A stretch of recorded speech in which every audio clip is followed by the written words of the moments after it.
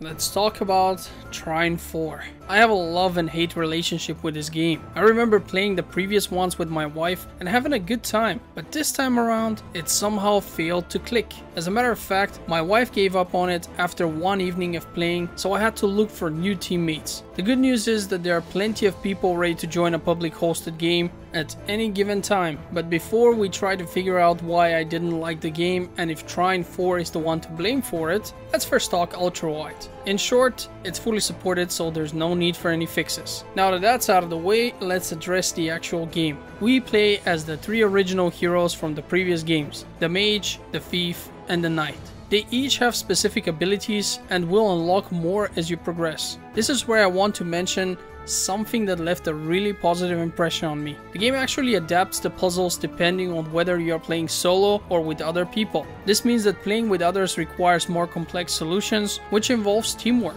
This makes the game more enjoyable, and when coupled with some of the upgrades you can unlock for the individual characters, can lead to some very satisfying and definitely not intended solutions. And then there are the times when the game bugs out and just solves the problem for you for no reason, like it happened here. Maybe like this, I don't know, try.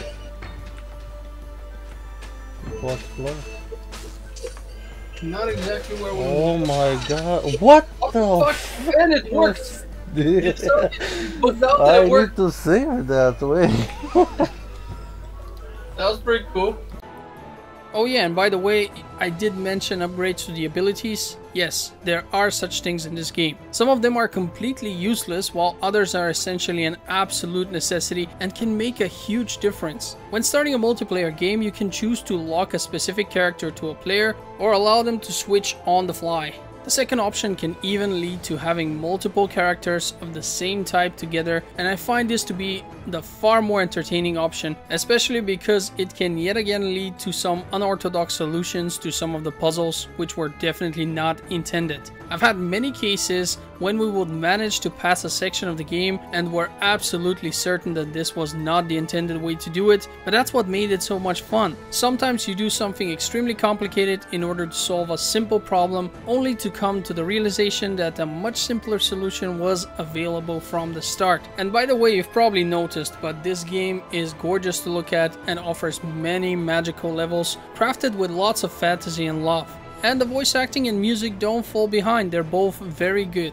At this point you may be asking yourself, what the hell is it that made you dislike this game so much, Nino? The answer is not very clear to me either. On one end, the game is quite repetitive. You do have to unlock your most advanced skills, and the first half of the game is played with the most basic versions, which translated into simpler puzzles. Just to clarify, beating the game and its DLCs took me 17 hours. This is not a short game, so half of that time is still a very long time. I would say its pacing is simply not done well. The puzzles are mostly original, you even get to do some boss fights, but for the most part you will feel like you're doing the same thing over and over again, and the game simply overstays its welcome at some point. I was actually feeling a sense of relief when I found out that the main campaign was over, but that relief only lasted for a minute because I then realized that I owned the DLC as well.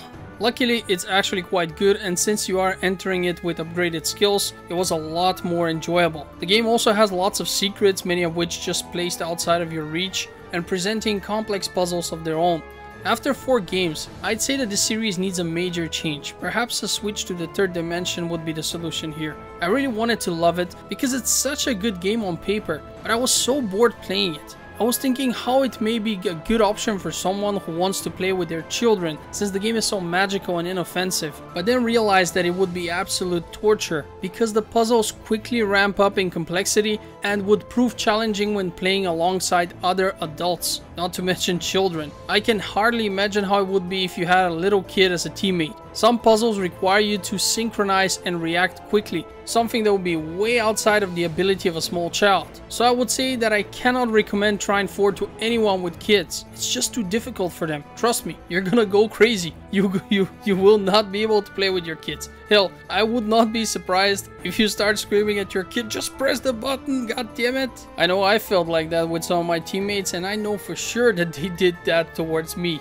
I heard it sometimes. In their voice. They didn't say it out loud, but you can hear it when your teammate is like, oh my god, why are you not getting this? The worst part here is that the game is super cheap. You can currently find it for €7.50 on Steam. That's a steal of a game with so much content.